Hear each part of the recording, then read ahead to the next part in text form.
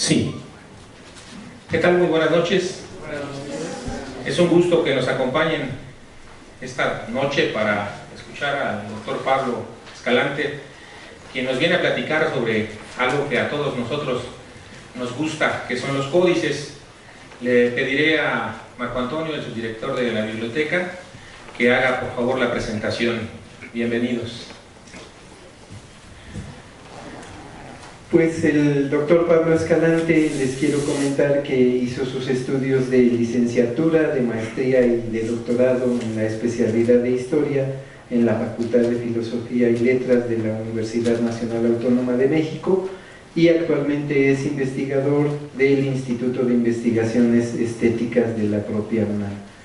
Ha sido director del Seminario de Historia del Arte del Centro de Investigaciones y Docencia en Humanidades del Estado de Morelos, es miembro del Sistema Nacional de Investigadores y del Comité Mexicano de Historia del Arte.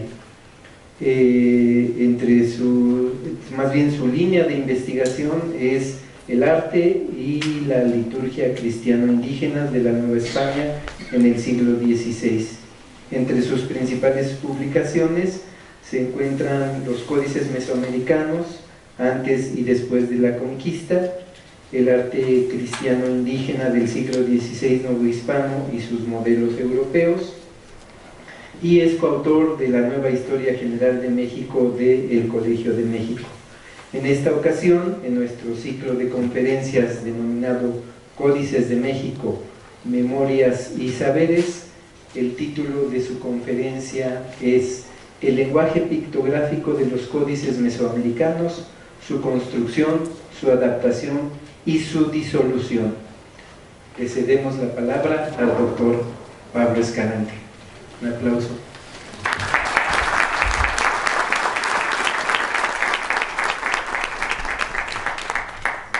Muchas gracias, buenas noches.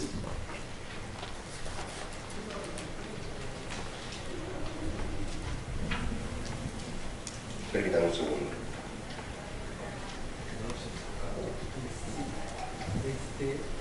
¿Tenemos foco para la pantalla? Si podemos darle foco, por favor, para que se vea. ¿Se ve ligeramente desenfocado? ¿Sí? ¿Sí lo notan ustedes?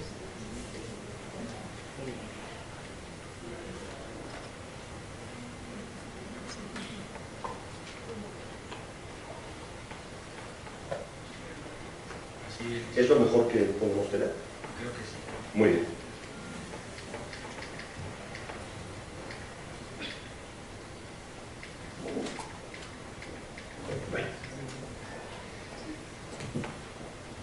Como ustedes saben, los códices, lo que nosotros en México conocemos como códices, y ya sabemos cuando lo decimos que nos referimos a los libros pictóricos de tradición indígena, prehispánicos y coloniales, son una característica exclusiva de Mesoamérica.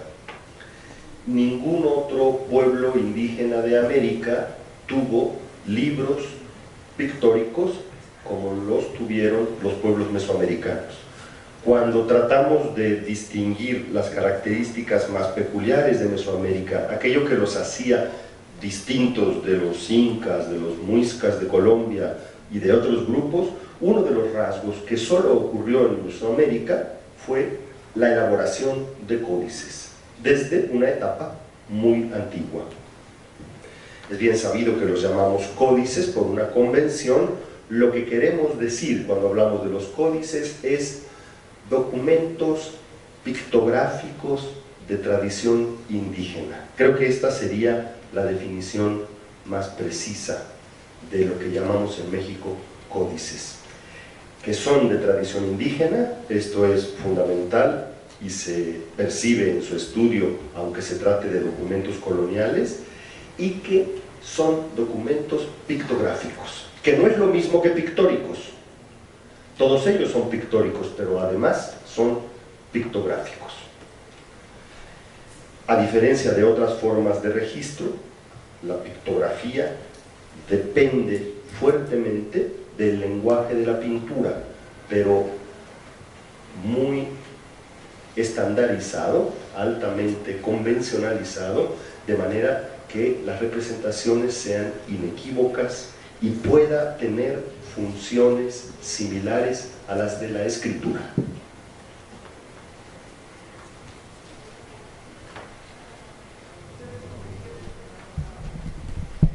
Es un documento, el códice es un documento pictográfico. En sus láminas no encontramos propiamente representaciones de espacios y distancias, ni relaciones espaciales entre los objetos representados, sino más bien conceptuales. Esta es una de las características fundamentales del lenguaje pictográfico. Se establece una relación conceptual entre las formas representadas. Ocurren en un mismo espacio, pero este no pretende ser una imitación del espacio exterior real. Por ejemplo, en este caso tenemos la representación del templo, un templo que tiene un bulto sagrado en su interior y dos personajes relacionados con las ofrendas, que es uno de los temas recurrentes en los códices mesoamericanos. Espero que ustedes lo vean un poquito mejor de lo que yo lo veo, porque insisto en que lo estoy viendo un poco borroso. Pero, en fin. La escena, en este caso, es un fragmento de una lámina. Ahora veremos algunas láminas completas. Lo que me interesa señalar es que no existe la pretensión de representar una relación con el templo. Muchas veces la información de un lugar se da con el templo mismo y las ceremonias obedecen al episodio que se representa. Las figuras en el lenguaje pictográfico no coinciden con el tipo de representaciones que estamos acostumbrados a ver en el arte naturalista, en representaciones que pretenden una evocación de la realidad con otros fines. Me pareció interesante cotejar estas dos imágenes. Esta es una representación del códice Nutal, un códice mixteco, prehispánico, y como seguramente identifican, tenemos a dos sacerdotes presentando ofrendas. El sacerdote de la parte inferior tiene preparada una pelotita de copal que va a colocar en un brasero, y el que aparece en la parte superior viene cargando un recipiente, la típica bolsa de copal que llevan los sacerdotes, y avanza con la bolsa de copal. Bueno, me pareció interesante comparar por un momento estas dos imágenes. La del lado derecho es una imagen de fines del siglo XV, de Manteña, representa a Gaspar, al rey Gaspar, que llega con una ofrenda de incienso. Es una escena de la adoración de los reyes. Se trata de dos representaciones de más o menos la misma cosa. Son dos personajes santos en un acto sagrado de ofrenda. Ambos avanzan, uno con el copal, el otro con el incienso. Los lenguajes son completamente distintos, y son distintos no solo porque uno es italiano y el otro es mesoamericano, sino porque las finalidades de la pintura en los dos casos son distintas. Hacia el final de esta charla me interesará poner una imagen indígena del siglo XVI que muestra hasta qué punto los artistas se acercaron al modelo europeo que se pretendió que conocieran y siguieran tras su educación en las escuelas de artes y oficios de los conventos. Pero en un principio, en un punto de partida, hay una gran distancia entre la imagen del códice, entre la imagen pictográfica y una imagen naturalista que busca más bien una imitación de atributos naturales que el rigor conceptual que encontramos en la imagen del códice. Este tipo de imágenes esquemáticas, con trazos lineales para resolver las extremidades del cuerpo, muchas líneas rectas e incluso unas proporciones distintas de las habituales proporciones naturalistas, de las proporciones anatómicas, Este tipo de diseño ya existía en Mesoamérica desde hacía mucho tiempo, no es exclusivo del posclásico. Ciertamente esta imagen del códice Nutal es del posclásico, como lo son otros códices mixtecos que conocemos, pero el tipo de figuras pictográficas existe en Mesoamérica muchos siglos antes. Por ejemplo, en Teotihuacán, por ejemplo, en Monte Albán, en donde podrían estar los dos orígenes principales del tipo de representaciones de los códices mesoamericanos del posclásico, tanto en la tradición de Monte Albán,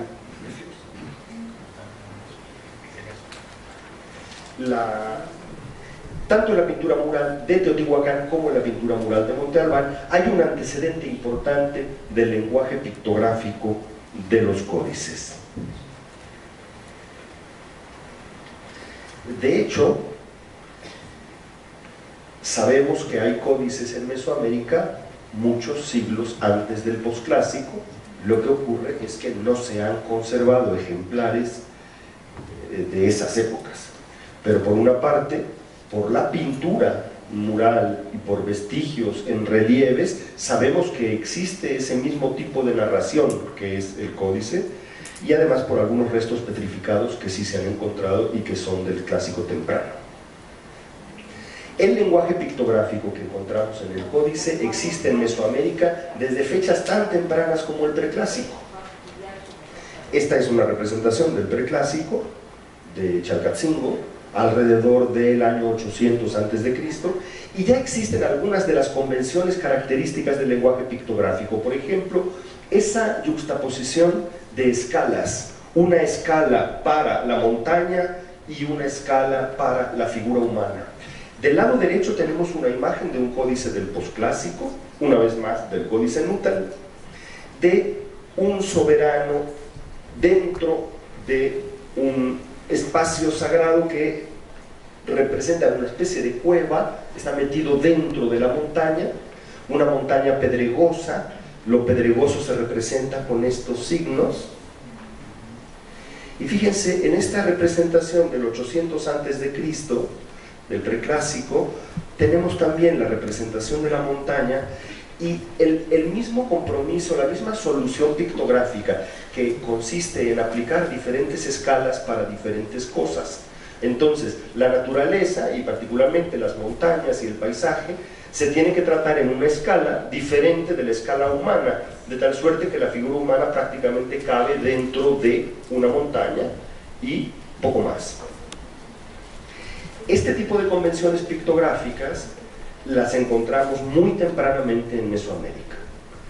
Lo que quiero decir con esto es que el problema no es si se conservan códices cuántos años atrás de la conquista, sino que tenemos la evidencia del desarrollo de un lenguaje pictográfico en Mesoamérica, que este es muy antiguo, que comienza en el preclásico y que ahí sí, según los testimonios que conocemos, se desarrolló sobre papel o sobre cuero ya desde la época teotihuacana, desde la época de Monte Albán, desde el clásico. También vemos con frecuencia que las convenciones pictográficas de los códices del posclásico nos aparecen en inscripciones mucho más antiguas en diferentes contextos mesoamericanos.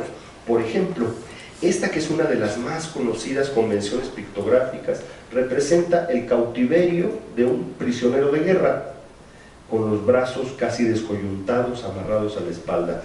Si bien esta es una imagen del códice Botley, pues muchos siglos antes, en Monte Albán, en el clásico temprano, se representa exactamente de la misma manera la convención del cautivo avanzando con los brazos amarrados a la espalda. Y el uso del lenguaje pictográfico en la escultura fue utilizado a lo largo de toda la historia mesoamericana. Empezó temprano y se siguió usando hasta la época mexica, para temas como este, justamente de la conquista militar, como el que encontramos en la piedra de Tizoc y en otros monumentos mexicas también. Lo que se pintaba en los códices podía pintarse también en los templos de palacios en los muros de palacios y templos.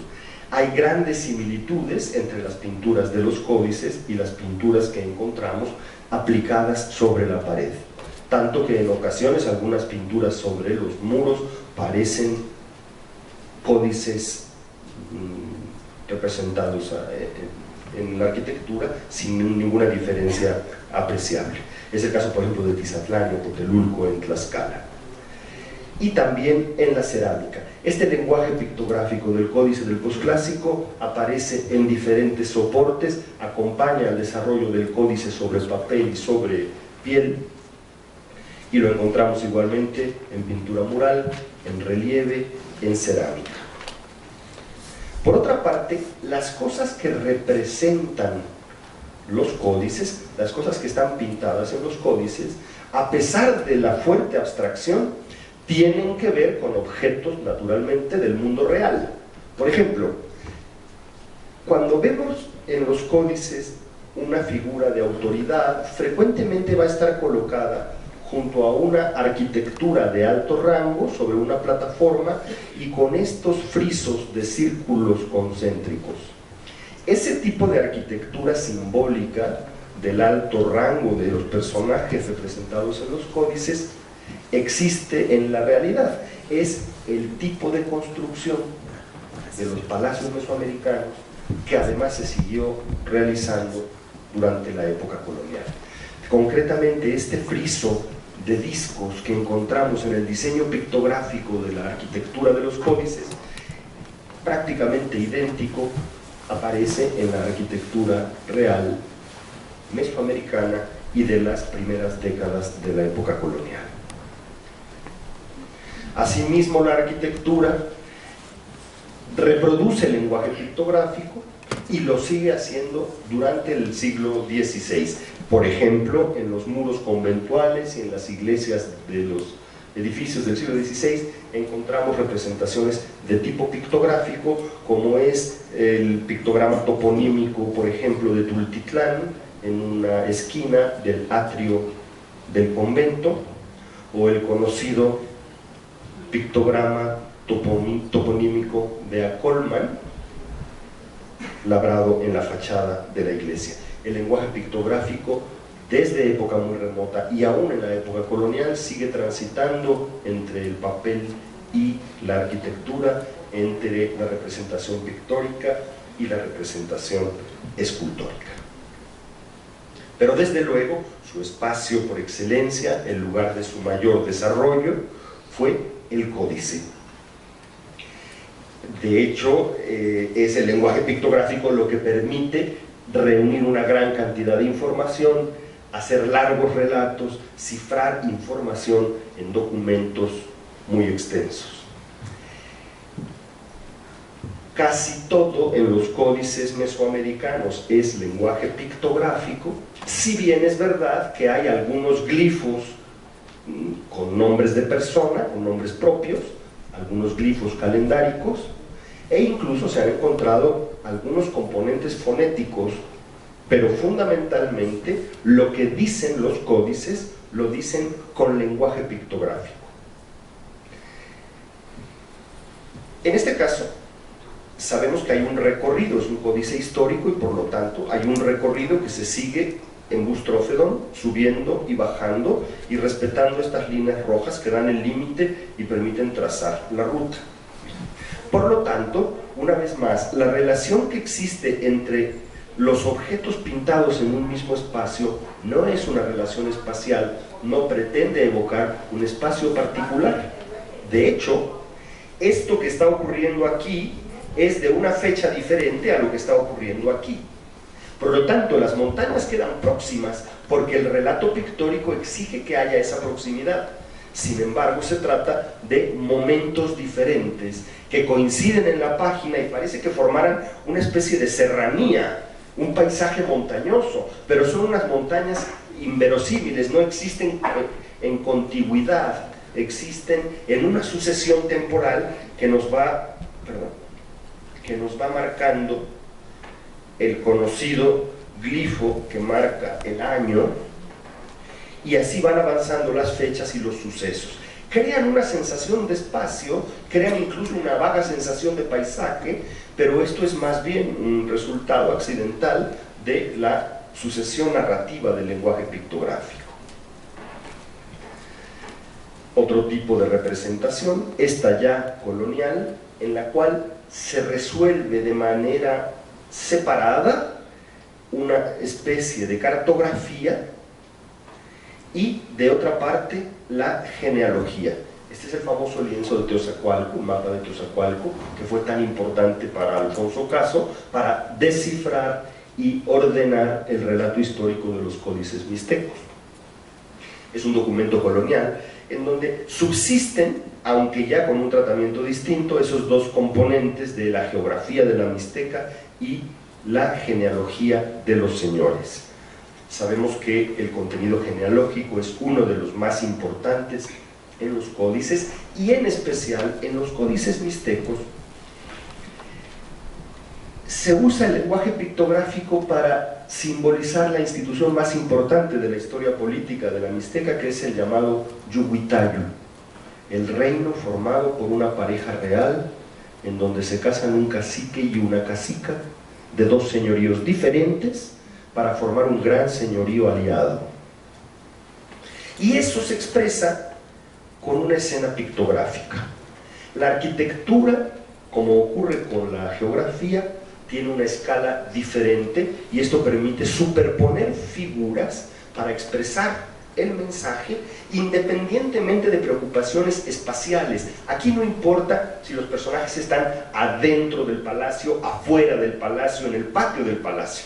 La información que hay es el sitio de gobierno, el lugar del Yuhuitayu, y adheridos como dos calcomanías las figuras de los dos señores que forman el Yuhuitayu, y entre ambos una ofrenda, un vaso de chocolate que forma parte de un ritual de alianza matrimonial muy importante en la consumación del Yuhuitayu.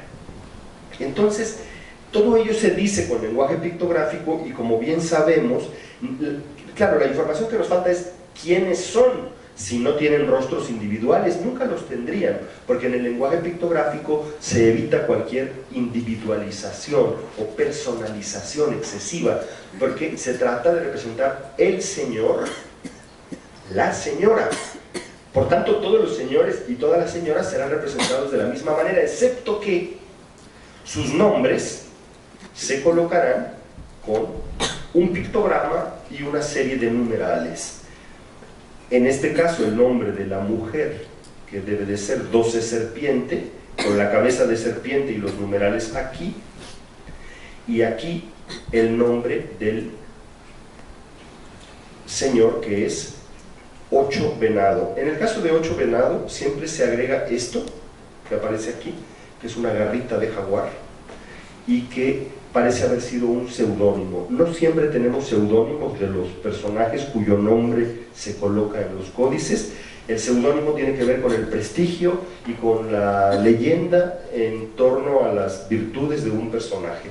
No sabemos exactamente qué quiere decir esa garra de jaguar, pero puede querer decir el jaguar, el bravo, el valiente, siempre una garra de jaguar. Bien, veamos esto del lenguaje pictográfico, cómo es indiferente a la relación espacial, pero enfatiza la relación conceptual. Decíamos, no importan los tamaños, la serranía se vuelve pequeña en comparación con el señor, y se asocian los dos componentes, la localidad, el lugar y el soberano, y se juntan en una misma composición pictográfica. Y se nos indica que está sentado, por ejemplo, en un trono forrado de piel de jaguar, y resulta poco importante si el personaje en efecto está bien sentado o cómodamente sentado, si pesa sobre la silla. Es que no tiene peso la figura pictográfica, porque la relación que se quiere establecer es una relación meramente conceptual. Basta con que se toquen, como ocurre con la ofrenda del vaso de cacao entre los esposos mixtecos, que recurrentemente vemos en los códices, y es una vez más como una superposición de figuras, pero que juntas forman el mensaje pictográfico. En este otro caso, por ejemplo, tenemos sacerdote, trono, ofrenda de hule, ofrenda de pulque, venado, símbolo calendárico, todo eso como flotando en el espacio alrededor del personaje en el trono. El concepto de la ofrenda muchas veces se enumera pictográficamente colocando los componentes enfrente de un altar, enfrente de un trono, sin que haya una relación espacial entre estas cosas. Y a veces hay un artificio como este que nos presenta templo, una vez más con su escala, la figura humana con otra escala, y el sacerdote practicando. Esta es otra de las convenciones muy repetidas en los códices, la práctica de la punción, del llamado autosacrificio para obtener sangre para la ofrenda que está colocada en el templo. Y entonces se hace este gran chorro de sangre. Naturalmente se trata de una convención que vemos en algunos otros casos, indicando este alimento de la sangre a la ofrenda con una convención pictográfica. Para el lenguaje pictográfico, en el lenguaje pictográfico hay un curioso manejo del tiempo también. Es decir, que en una misma escena se representan cosas que en realidad pertenecen a momentos diferentes. Por ejemplo, no sé si alcanzan a ver, aquí hay un personaje que está sentado y un sacerdote que le va a perforar el septum de la nariz para colocarle una joya que indica su confirmación en el poder. Sin embargo, el personaje ya tiene colocada la joya. En realidad esto ocurre varias veces. Se junta la información, acudió a Tula, en Tula lo recibió el sacerdote le perforó la nariz y empezó a utilizar la joya. Pero todo eso se resume en una sola escena. En esta otra escena tenemos una captura en combate. Sin embargo, el personaje que realiza la captura levanta el brazo y lo que tiene en el brazo es un lanzadardos. Es decir, no es una escena naturalista, no nos está indicando cómo peleaban o cómo lo sujetaban. Nos está dando la información victoria, militar y cautivos, con componentes que ocurren en tiempos distintos, porque primero hay un ataque incluso a larga distancia utilizando propulsores, y al final de ese combate en todo caso hay una lucha cuerpo a cuerpo en la que resulta sujetar y hacer prisionero al vencido. Pero todo ello, para el lenguaje pictográfico, así como el espacio en sí mismo no es un problema de representación, tampoco lo es el tiempo. Se pueden resumir varios episodios en una sola escena. Para lograr exitosamente la transmisión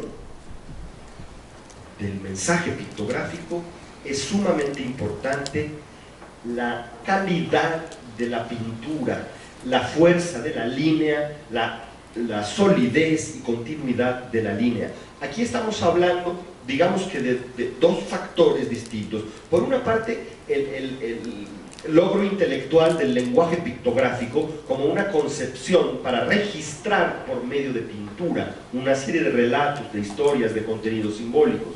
Y por otra parte, un hecho artístico, estrictamente artístico, el dominio de la pintura, el dominio del dibujo, para realizar de manera inequívoca y además cumplir con este carácter previsible del lenguaje pictográfico, los brazos, las manos, las cabezas siempre iguales, siempre codificando exactamente el tipo de personaje que quieren representar. Entonces, como ven ustedes, el códice Lod es un muy buen ejemplo, pero lo podemos ver en el códice Peger-Barimayer también, la fuerza de una línea que no se interrumpe y que no se adelgaza. Claro, el resultado de una línea tan firme y constante es que no tenemos volumen, no hay sombra, no es una línea para dibujar, no es una línea que cree volúmenes y sensaciones de cuerpo, de profundidad, de peso, sino más bien es una línea que genera figuras planas, adheridas a la superficie, y en las que